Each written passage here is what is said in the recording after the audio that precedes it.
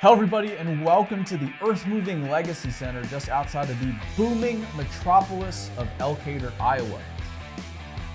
While unassuming from the outside, this place is like Disneyland to any antique earth-moving enthusiast. The fine folks of MTS, the masterminds behind the place, gave us one heck of a tour and even let us run a freshly restored Caterpillar scraper. But before that, let's start with the oldest stuff in the collection. And this was California Central Valley. Yep. Built for agriculture. Yep. Yeah, strictly agricultural. Yeah. If you look on the sides here, they were made to run a belt pulley right off the drive shaft. So you'd actually have a big belt wheel right here that would run off that. That would run a thrasher, a combine, a harvester, whatever you're pulling. But this is where Caterpillar started. Yep. Yeah. The genesis of Caterpillar. Yep. Well, wasn't there a smaller tractor at first, or was this the? They had a few different ones throughout the years. Yeah. Holt started big and then worked his way down small. I gotcha. Best kind of was on both sides of things. Yeah. But yeah, Holt was pretty much in the larger stuff. They started with steam, they were a wheel tractor, and then they got into the track tractors after that. And it was Benjamin Holt. Yep. Daniel Best. Daniel Best, yep. And then Daniel Best, they merged, and then CL Best was Daniel's son. He was supposed to have a seat on the chair with the Holt company. Uh-huh. And then he kind of got phased out, so he started the CL Best Tractor Company, and then the two of those merged in 1925. But and then that's the modern Caterpillar. Yep, that's when they became Caterpillar. Yeah. He used the name, but he wasn't at the Caterpillar Tractor Company. Well, and it wasn't originally Caterpillar. Correct. But there was, and correct me if I'm wrong, a photographer. Yep. Was looking at the tracks, said that looks like a caterpillar. Yep. So crawling like across. a big caterpillar. Yeah. Yep. Kind of crawling across the ground. And then there we go. Caterpillar was born. Yeah. That was the start of it. Okay.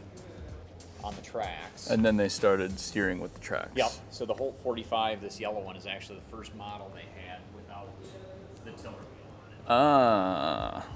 This one we started tearing apart a little bit to do a restoration on, so we're waiting on our 10 work guy to get that. The Holt 45. Yep. This tractor technically runs.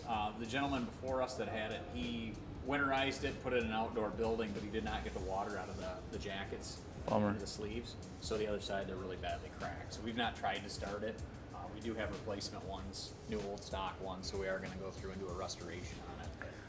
And then it would pull a box blade or something similar. Yeah, and this is also a Holt box blade, so the land leveler, this is a 6-footer, and they made a 12-foot.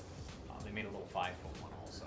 And this would mostly to level land for the sake of farming. Yep. Smooth everything out. Smooth things out. You'd use them a little bit for road work and stuff like that. If you're Yeah. building the road, you could use that to maintain it a little bit. Wild. Not a lot of visibility on that tractor. Sure. Yeah. Yeah, there's a lot of tractor in front of you. Yeah, you're hanging out on the back side of things. It's not a real comfortable ride. Yeah. These two are actually manufactured from the Maxwell Car Company. Holt couldn't keep up with production, so we actually had Rio and Maxwell manufacturing tractors for him. So both of these are Maxwell tractors. Yeah. And that is, I guess, still the Caterpillar's best customer. Yeah. Yep. The United States military. The unfortunate thing is when World War I stopped, once it ended, they canceled all the hanging out contracts there, and then they brought all this stuff back stateside. So farmers were buying them on surplus. They were stripping the armor off them, and then so they lost a new tractor sale there, and they lost all their new tractor military sales. Kerosene lanterns. There's no onboard electric, so. Kerosene lanterns. Yeah, you have the magneto strictly for firing the engine. That's Yeah, amazing. there was no, in the military side of things, there was nothing that was using lights. The 75 over there, there's a second magneto that runs off the flywheel, and that would run one spotlight. So that was a farmer that liked a little bit more production, got a little bit innovative. But yeah, if you can imagine going across unknown terrain, trench warfare, trying to drive this thing across the field. 20 years old. With kerosene lanterns. Scared and shitless. Zero armor plating for yourself, but the Yeah. engine's well protected. Sure. So. Get shot. Yeah. Yeah. Well, you were replaceable. The engine was not. So that was the scariest part about that is you were pretty much a number there. Wow. bullet dents. The big one was documented in France in World War I. That one's got like 15 dents in it. They'd shoot each panel once, so some of those are actual legit bullet dents from World War I. That's the quality control. Yeah, Is you literally go out and shoot it. literally So, yeah. shoot it out back the factory. Yeah. Yep. Bullet won't go through that. Yeah. So, Wow. so yeah, that's just a really interesting one. So anytime you see one of these, as long as it's original metal, you should see those dimples. You should see where there's actual bullet Oh dents my in it. gosh. Yeah, that's a proof mark that they'd use. Best 30, and they had two configurations, the tail seat and the top seat, and then the 60 tail seat, top seat. Tail seat's a more rare version. You don't see a whole lot of these. I say that, but when we were out in California, we did have 6 of these sitting out there because that's the place to go and see these. Uh-huh. We also done kind of an amateur restoration on it. So Yeah. all we did was we filled up, it's Torx head screws. Yeah. So we Yeah. we puttied the holes that it needs to go through and be redone. Yeah. We kind of gave this one a cosmetic touch up to get it in here to show it. But otherwise, it does need to be completely gone through and everything, and the cab is not period correct. Yeah, I was gonna say that's pressure treated It's lumber. all dimensional Yeah. lumber and everything. And yeah, they used a brad nailer and Torx screws to put it together. So we will eventually go through that. The top seat 30s are pretty rare. There's only about 6 or 7 of these around, so it's kind of a hard one to find. How do you find something like this? Like This one Facebook we Marketplace? A little bit of that, a little bit of communicating with other people and asking people around, and just dumb luck sometimes. 1,000-pound tractor, it's really not that heavy. And this it has the original Caterpillar logo. Yes, yep. So there you're getting into the Caterpillar logo. They started actually branding them like that. And if you look, it's got the little feet on the bottom of all the letters. yeah. So it's meant to really look like a caterpillar. Yeah, so this is the very first Caterpillar logo. Yeah, that is it. There is a cat 10-ton instead of a whole 10-ton. So this is technically the first Caterpillar tractor. Yeah, technically it's in that. Proper cat Yep, yep. Technically it's in that era right there. from 1925. Yep. Yeah. So we've got another Holt 10-ton that'll be coming over from the UK, and that one will actually be a proper Holt. So it'll say Holt on the side instead of 10-ton. Wow. Yeah, then we've got 2. This is the one I feel like I've seen the most of. Okay. Like every cat dealer has one of these. Yep. 15s and Every single 20s are cat real dealer. popular, real Yeah. small tractor. This one is actually Dave Wintermute out in New Jersey. This is his tractor on loan. This is serial number 1. So that's the first 15. Really? Yeah. Yeah, this is PV1. Serial number 1. So Yeah. this was built by hand? This one, I technically? don't know if it was built by hand or not. So at that point in time, I didn't know if they were still built by hand or if it was all, if they were tooled up and they were going to actually crank them out or not. I would love one of these. But yeah, this would have been sold as a cat. This one's got a wide track conversion kit. So the dealer could actually buy an add-on kit to make it wide track, so you get the tracks further away from the tractor itself. For $2,000, this could have been your tractor. Yep. For actually 1975. That $25 is quite a difference. Yeah. Yeah, yeah, that kind of tells the convoluted history of the. Yeah, Caterpillar has always been a very straightforward manufacturing company, Yeah. as you can see. No name changes or This anything like that. Very linear progression. What's funny is when you get the 30 begat the 35, begat the 40, and then the diesel 35 became the diesel 40, became the RD6, became the D6. Yeah. Became the D6. Yes. Yeah. Yep. So next door we're restoring a diesel 40 and an RD6 right now. But then the D6 was born in 1938. Yep. Yeah. Wow. But that's like But then 60. it became the D5, and then So the 60 became the 65, became the 70. But you look at the diesel lineup, which shared the same chassis. Diesel 60, 65, 70, 75, RD8 into the D8. So there's a part that actually interchanges from best all the way up into the 2U D8s. So into the mid to late 1940s, you were still ordering a part that was manufactured in the early 1920s. So wow. where the road grader actually started. This really. Yep. So this is all Caterpillar, but this is a design that Russell built as an add-on kit that you'd bolt onto your tractor. They'd sell them for internationals, Caterpillars, Alice Chalmers. You could bolt them onto a number of different tractors, but it was just strictly an add-on kit to convert your track type tractor, wheel tractor, whatever you wanted to do. Your Caterpillar 20. Yeah. Yeah, 20. Yep. So this is a number 20. So this was basically designed to be made into a 20 from the factory. All cat built, but it was after they bought the Russell company. What year, roughly? 1927, 1928. Still to the 20s. Yeah. Wow. Yep. So the original cat grader had 2 to 3 people would run that. 2 to 3 people. Yeah. One guy would just have to focus on running the tractor. Okay, yeah, Oh, I got you. So this one we haven't fully converted back, but you'd have all your foot controls and hand lever controls like you normally would. Plus that's your front steering for your front tires. So one guy is going to be running the tractor just like you'd run a normal sit-down tractor. Yeah. And then you almost have to have another person just to run your blade control. Unless you're doing a 10-mile road where you know you're going to be set and doing everything just fine and you can fine tune. Yeah, you needed to have at least 2 people running. And then the birth of the antler rack. Yep. Yep. Wasn't the benefit was speed though, right, Ryan? Yeah. From track to a wheel machine? Yeah, speed and simplicity. Once they realized what their target market was with something like this was more for road maintenance. It wasn't really made for moving dirt. It was made for maintaining roads, making stuff smooth, taking care of ditch cuts. You know what we use them for today.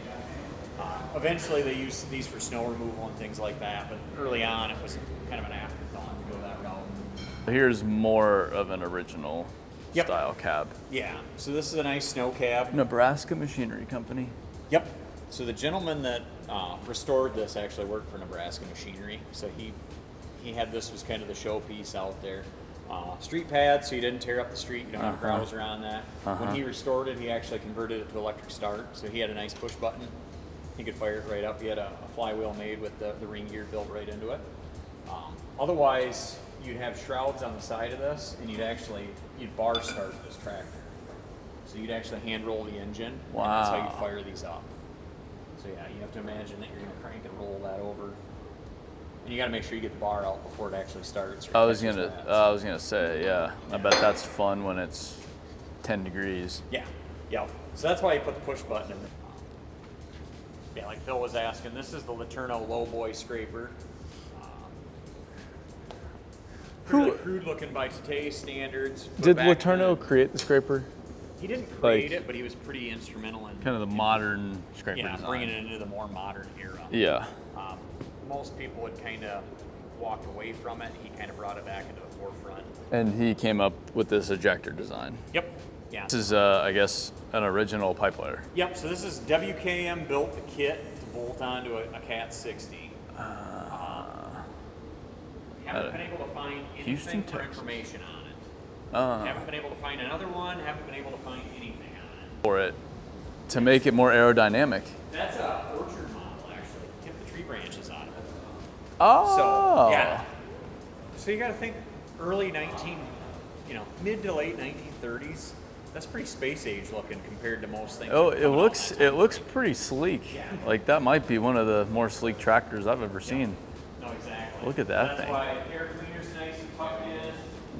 Yeah. So the branches would come down and get bound up in the tracks. Yeah, they'd get stuck in there and everything, and you'd start ripping trees and stuff. So Wow. in an orchard, you don't want to do that. You don't want any of that stuff getting in there because you're damaging your crops. That's incredible. Yep. This is from like the 50s? This is from the late 30s. Oh, so, yeah. 30s. Yep. That's why I Before say, World look War at that II. design style. Yeah. Yeah. Diesel was going to take off, so they manufactured a gas 65, and they also made a gas 70. So this became the D8. Yep. Yeah. I So saw like 2 weeks ago at Peterson the double D8. Oh yeah. Yep. Yeah. The side by side, the Yeah. Siamese. Yeah. Those are pretty cool. Yeah. Then over the other way, we've got the DD9. That's the two that hook up one behind another. It's got the big ball, the 18-inch ball hitch. We've got a set of those that were Peterson built.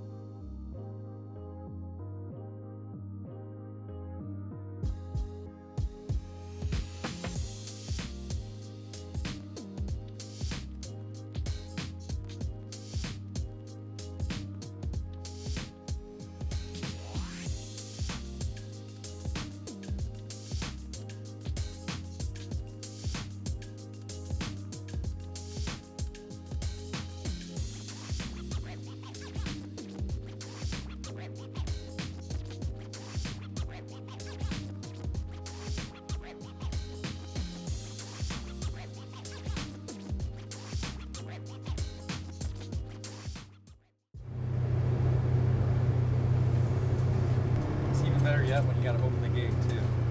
So, Yeah, you're good over here. Good? Yeah. okay. How about that? On the far end, it's about 80 feet deep, and on this end, we've left material in. So it's like a shelf. Oh, so yeah. You put like some trees.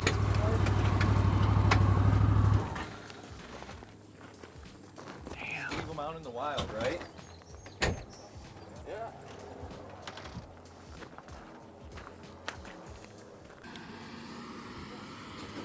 Doing the same thing guys in here.